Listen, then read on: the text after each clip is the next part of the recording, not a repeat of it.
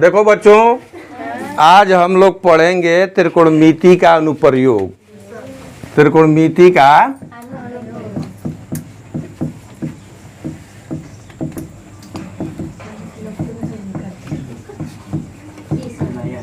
इसको हम लोग कहते हैं हाइट एंड डिस्टेंस। क्या कहते हैं? ऊंचाई और दूरी।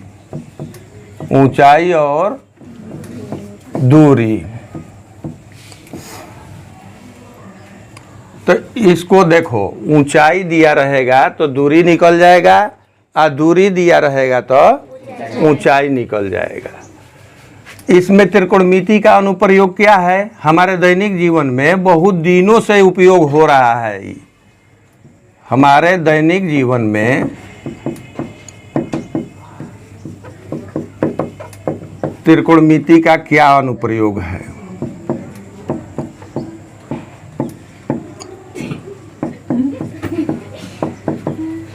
क्या प्रयोग है? देखो, चांद तारों की, ग्रह तारों की ऊंचाई ज्ञात करने के लिए, की दूरी ज्ञात करने के लिए, पहाड़ों की ऊंचाई ज्ञात करने के लिए, क्या किस चीज के? पहाड़ों की ऊंचाई ज्ञात करने के लिए, अक्षांश और देशांतर रेखा खींचने के लिए। पृथ्वी पर सुने होंगे भूगोल में नाम अक्षांश और देशांतर रेखा। तो ये अक्षांश और देशांतर रेखा ज्ञात करने के लिए इसका प्रयोग किया जाता है। रेखा खींचने में इसका उपयोग होता है। इसके अलावा मानचित्र बनाने में, मानचित्र बनाया जाता है, जिसे देखो वो नक्शा बनाने में, इसको क्या कहा जाता है? नक्शा कहा जाता है। मानचित्र बनाने में इसका प्रयोग किया जाता है। मानचित्र बनाने में देखो, भारत में पहले, सबसे पहले इसमें किस चीज से निकाला जाता है? पहले कोण रहेगा और एक दूरी रहेगा। दो गो दूरी होता है, एक ऊंचाई, त्रिभुज, त्रिभुजाकार होता है। इसे देखो, त्रिभुज जैसा होगा। तो त्रिभुज में तीन गो भुजा है। ऐसे एगो तो समकोण होगा और दो न्यून कोण होगा। कै गो होगा? दो गो न्यून कोण होगा। तो इसको हम लोग थियोडोलाइट कहलाता है। क्या कहलाता है? थियोडोलाइट से यहाँ हम लोग एंगल निकालते हैं। इस एंगल से इसकी दूरी ज्ञात करते हैं। इसके बाद में यहाँ से दूरी नाप के तब हम लोग का निकाल लेते हैं, इसकी ऊंचाई निकाला जाता है। भारत में सबसे पहले इसका प्रयोग 1952 में हुआ था।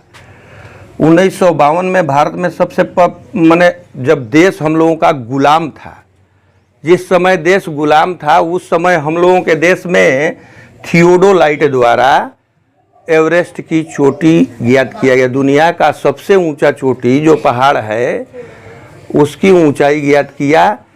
जो ज्ञात किया फील्ड मार्शल, जो अंग्रेज अधिकारी था, वहाँ का पुलिस अफसर था, तो वो ज्ञात किया। उसी के नाम पर, सर जॉर्ज एवरेस्ट के नाम पर उस चोटी का नाम रखा गया एवरेस्ट।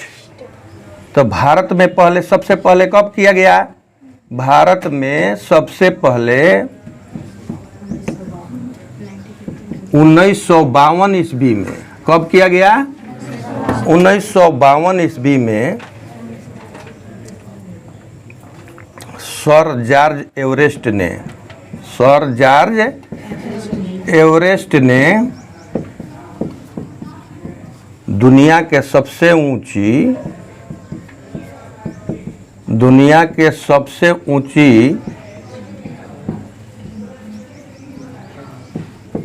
चोटी, सबसे ऊंची चोटी की ऊंचाई ज्ञात किया।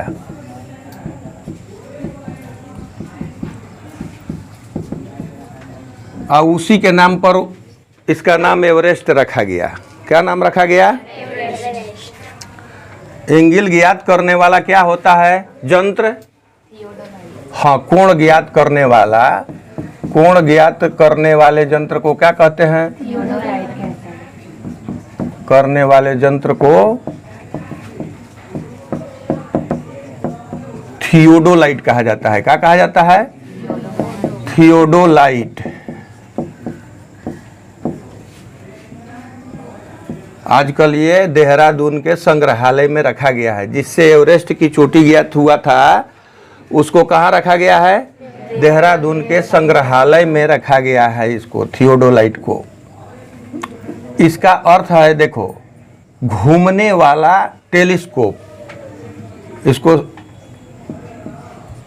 हम लोग सरल भाषा में समझ सकते हो कि घूमने वाला, जिसे ऊपर नीचे भी कर सकते हो, उसको आप व्यवस्थित कर सकते हो। घुमा के इधर उधर से एवरेस्ट के चोटी ज्ञात करने के लिए 6 जगह से उसको मापा गया था। थियोडोलाइट को कहाँ व्यवस्थित किया गया था?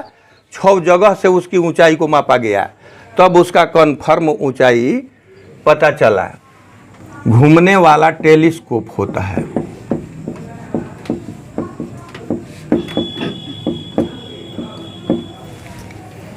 अब देखो, इसमें हम लोग ऊंचाई और दूरी ज्ञात करने के लिए कुछ पद आएगा, कुछ ऐसा शब्द आएगा जिसका अर्थ समझना है। कुछ महत्वपूर्ण पद है।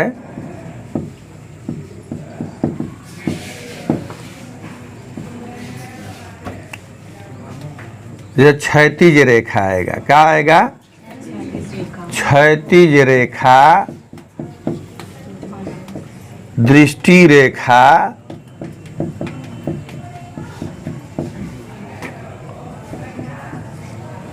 उन्नयन कोण। उन्नयन कोण, उन्नयन कोण के मतलब ऊपर ताकेगा आदमी, इवोल्यूशन होता है। अवनमन कोण, अवनमन कोण, ऊपर से जब नीचे आदमी देखता है, इसका अंग्रेजी होता है depression, angle of depression. Depression में जब आदमी रहता है, कुछ सोचते रहता है, तो क्या होता है? उसका आंख झुका रहता है नीचे में, चिंता में रहता है। तो ऊपर से जब नीचे देखेगा तो उसको क्या कहते हैं हम लोग? अवनमन कोण, उन्नयन कोण, क्षैतिज रेखा, दृष्टि रेखा। ये सब हर क्वेश्चन में आएगा। तो जब क्वेश्चन में आएगा तो उसका अर्थ समझ लेना जरूरी है। समझा रहे हैं सबको। देखो, क्षैतिज रेखा जिसे आदमी है, यहाँ आदमी मान लो कि खड़ा है,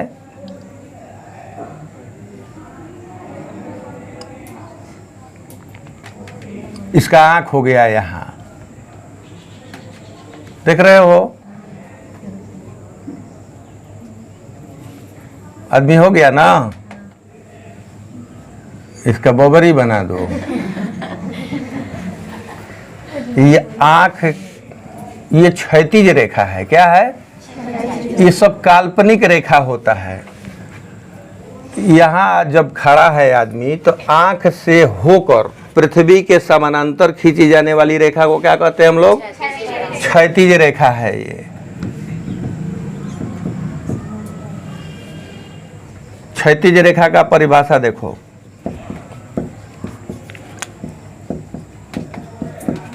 आंख से होकर, कहां से? आंख से होकर पृथ्वी के समांतर खींची जाने वाली रेखा। पृथ्वी के समांतर खींची जाने वाली रेखा, जाने वाली रेखा को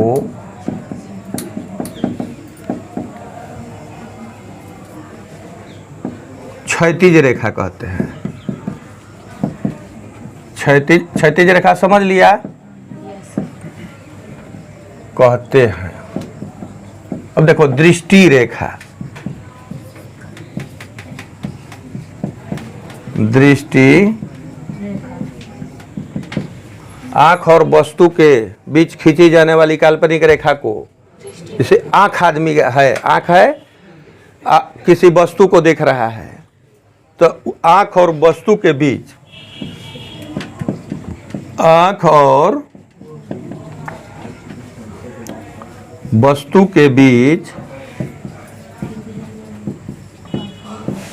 खींची जाने वाली काल्पनिक रेखा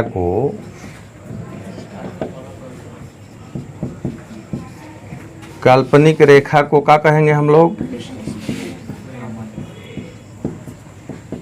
रेखा को दृष्टि रेखा कहते हैं।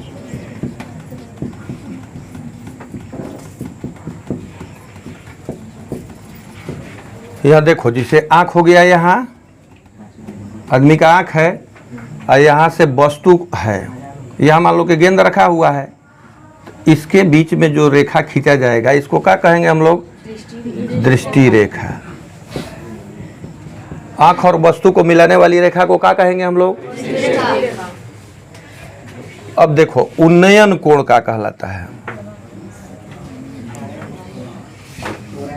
उन्नयन कोण, उन्नयन कोण देखो, यहां से मान लो कि कोई खड़ा है जमीन पर,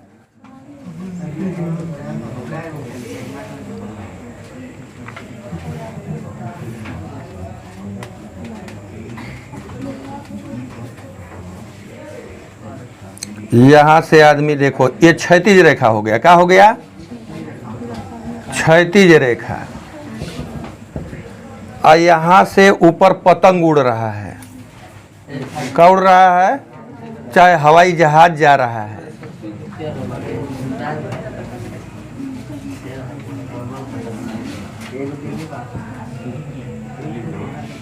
जैसे पतंग है, तो यहां से जो खींचा जाएगा ये दृष्टि रेखा हो गया, और क्षैतिज रेखा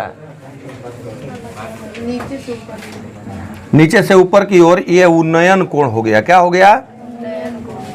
उन्नयन कोण। ये दृष्टि रेखा है, माने क्षैतिज रेखा के ऊपर, क्षैतिज रेखा के ऊपर दृष्टि रेखा और क्षैतिज रेखा के बीच बने कोण को उन्नयन कोण कहते हैं। क्या कहते हैं? क्षैतिज रेखा से ऊपर, क्षैतिज रेखा से ऊपर दृष्टि रेखा और क्षैतिज रेखा के बीच बने कोण को रेखा के बीच बने कोण को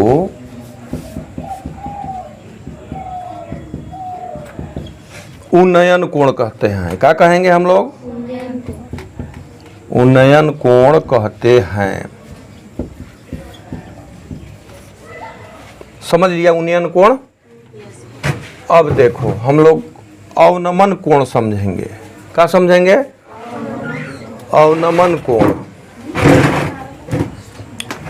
यहाँ देखो, मान लो कि छत पर एक लड़का खड़ा है।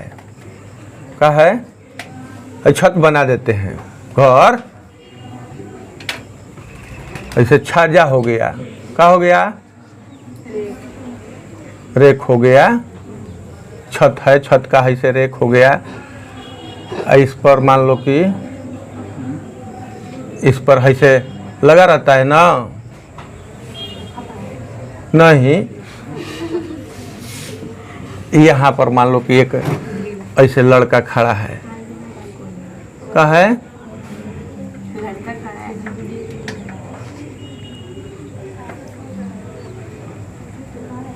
यहाँ खड़ा है ना? देख रहे हो इसको? अगर इस गली में मान लो कि एक लड़की जा रही है,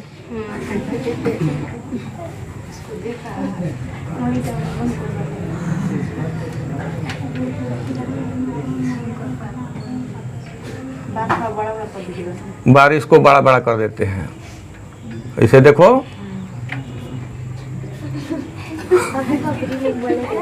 हो गया। यहाँ से ये देखो नीचे देखेगा, ये दृष्टि रेखा हो गया और इसका क्षैतिज रेखा इधर हो गया। ये क्या है? देखो, पृथ्वी के समानांतर आंख से होकर जाने वाली रेखा को क्या कहेंगे हम लोग? ये क्षैतिज रेखा है। हाई वाला दृष्टि रेखा है। क्या है? दृष्टि रेखा। अभी दोनों के बीच में जो बना है कोण नीचे, माने आंख उसको झुकाना पड़ेगा।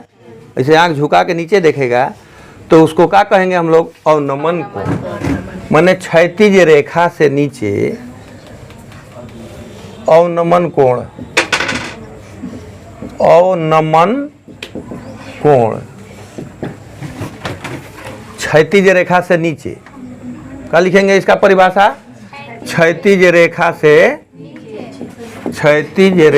से नीचे दृष्टि रेखा और क्षैतिज रेखा के बीच बने कोण को अवनमन कोण कहते हैं। इसको डिप्रेशन कहा जाता है, एंगल ऑफ डिप्रेशन। जिसे आदमी कहता है ना डिप्रेशन में है फलाना, तो वैसे क्षैतिज रेखा से नीचे दृष्टि रेखा और क्षैतिज रेखा के बीच बने कोण को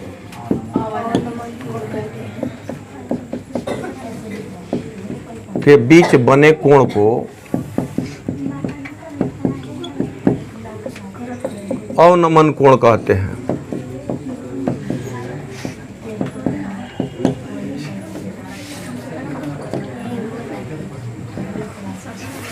अब देखो हम लोग कैसे इसका प्रयोग करेंगे। गणित में तुम लोगों को जो बनाने के लिए दिया है उसमें कहीं त्रिभुज में ऊंचाई दिया है, ये वस्तु की ऊंचाई दिया है। हाय देखो दूरी है, दूरी दूगो है, एगो यहाँ है एगो यहाँ है। जो दूरी है पहला, आज दूसरा दूरी है, दोनों दूरी है ना, इसको आधार कहा जाएगा, इसको कर्ण कहा जाएगा।